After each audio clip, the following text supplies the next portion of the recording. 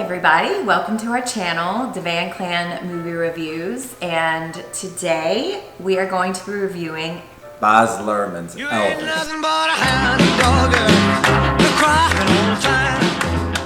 It's very important to say Baz Luhrmann. Like if we're saying Elvis. It right, it's Baz Luhrmann. Yeah. It's Elvis. And if you're not aware of who Baz Luhrmann is, he did movies like Australia, Romeo and Juliet with Claire Danes and Leonardo DiCaprio, Moulin Rouge, which is one of my all-time favorite movies, and now we should Elvis. Just pick it right in a ton of other movies that you'd be shocked. Those are just ones that I can think of off the top of my head. We should just have a moment of cheers and actually we should have a moment of silence for Baz for how good his movies are and how he is a born genius legend. He is a legend, so cheers Baz, right off the bat. Right off the bat. I want to meet him someday. Okay, so real quick, the cast is Tom Hanks. Austin Butler is this newcomer on the scene. If you don't know who he is, he had a smaller role with our girl Sydney Sweeney in Once Upon a Time in Hollywood. He was part of the Manson camp, and in his small role, even in that, he captured you. He grabbed you somehow, some way. I paid attention to him, and I was like, "Oh, who's this guy?" In that movie, you thought that I don't want to butcher her name, Olivia DeJean. Yeah, I can't see she that. She played Priscilla. Yeah. You take I just was gonna say the cast was incredible. I thought everyone was casted beautifully. Now, when Olivia first came on the scene, I was a little like, is she the right Priscilla? But Priscilla was 15 years old when Elvis and her met, and Austin Butler really pulled off playing 19 all the way up to 42. He was incredible. So how can you compare that? So at the end of it, I thought she was great. She won me over. So I will say that. So cheers to the entire cast. Cheers to the cast and crew. Holy cow. I guess we could keep this review short because we don't want to give, because when we do our reviews, we don't want to give spoilers away. It was magnificent. I mean, the movie was so good. I really don't have anything else to say except how beautiful it was done. It was incredibly shot. It was so detail oriented. It was vibrant. The Austin lighting, the gaffers killed it as Elvis. I reached the over. Cinematographer. I leaned over to Jace in the middle of the movie and I said, "This kid was literally born to play Elvis." Like he was born to play this role. Yeah. I want to shout out Mandy Walker, the cinematographer. Absolutely incredible. Wow. Good for her. Your gaffers, your shots, the shots. Every picture in this movie was like a portrait. Every shot of Elvis, of Austin playing Elvis, was like this beautiful image that could have been an ad. And Austin also, shout out to him, every time he had a mic in his hand, it was him actually singing. So shout out to him. So Austin sang most of his songs, and as he got older, apparently they put a little bit of the older Elvis mixed in with his singing too, so it would sound like the older Elvis, or more, to get that more mesh. But the kid is incredibly talented. I saw a little bit of he had gone through this 5-month. He wanted the job and he sent a tape, I guess, to Baz, and Baz was brought him in, and they worked together for 5 months, but then they had to go in front of the studio execs to really sell it.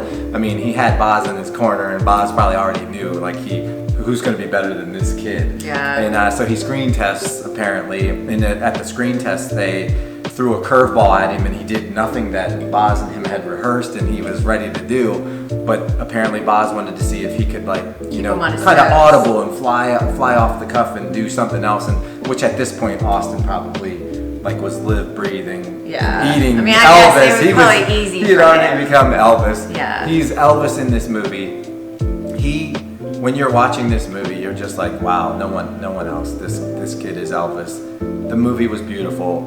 If you're a fan of Elvis, you're just going to enjoy the ride. If you're not a fan of Elvis, you're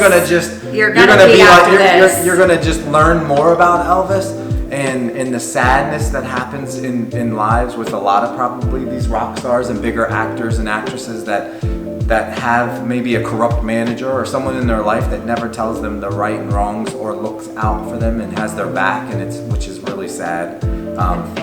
Even family doesn't know how to maybe they don't know how to do finances, or so it took you through this whole journey of kind of what may have happened to Elvis in his life, right? And then what happened to him up into his death. And I love the way, even if it's not 100% true, I love the way that Boz portrayed Elvis in this movie. It was so beautiful for his legacy that I know his family was proud. It was beautiful. Like the Presley family had to have been just blown away and gleaming, which I'm sure they were. I think it premiered at Sundance, and I heard or read that they did stand an ovation, and the family was in awe. But I mean, it touched on. I wanted to give it a standing ovation in the theater. We were the only ones there. I wanted to say something too. I also thought, I loved how they showed that a lot of people don't know, or maybe older generations do. I didn't know that the racial tension that was built up by Elvis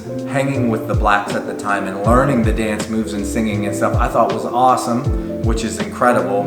And then he took that, obviously, and put it into but they were literally saying, there's a white boy dancing and singing black music, which was like crazy, and it was cool that he did. And then that I want to say, I don't know if it was the government or the politicians at the time trying to desegregate and separate him and telling him he can't do that and that it's an embarrassment. They tried to scare him, and he's like, I can't.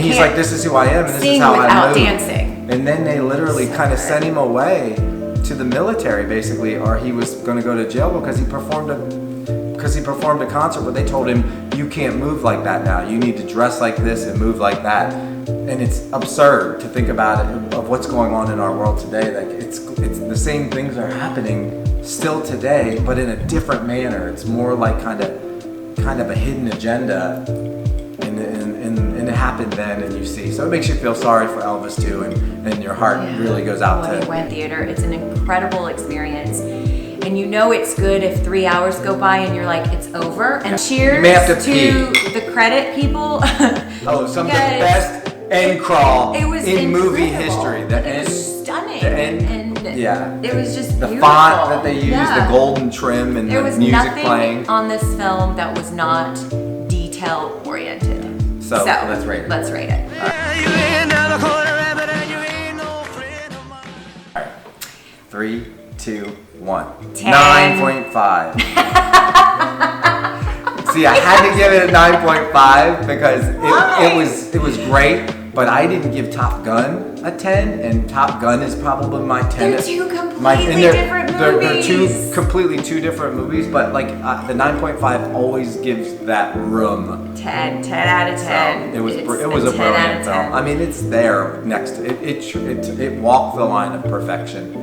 It was right up there with Top Gun. In Austin, and it was right up there. What is going on, people? We are getting movies in movie theaters again. I know, Since the pandemic, that has us excited. You go to a movie and you watch it and you're like, this is what I'm talking about. Yeah, we're back. We are back, baby. It is back.